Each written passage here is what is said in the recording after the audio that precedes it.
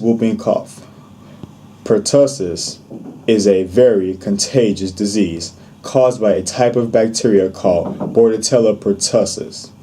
Among vaccine-preventable diseases, pertussis is one of the most commonly occurring ones in the United States.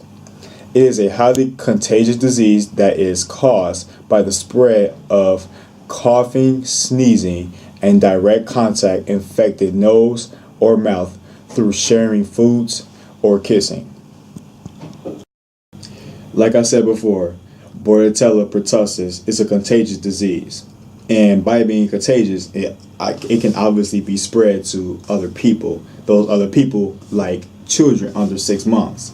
And what's very crucial about this situation is that children that's 6 months and younger can't even get the vaccine for Bordetella pertussis because they're too young. So the best step to protecting them is for you to get a vaccine against Bordetella pertussis. So that way you kill the bacteria and not spread it to those young ones.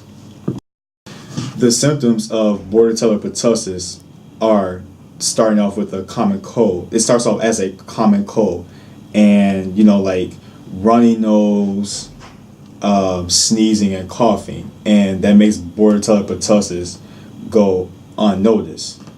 But then 1 to 2 weeks later, the person or someone else experiences long, severe coughs that last for 1 to 2 minutes.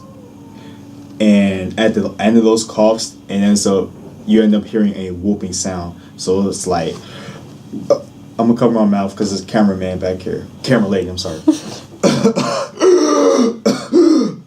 And once that sound is made, it makes the person very hard to breathe.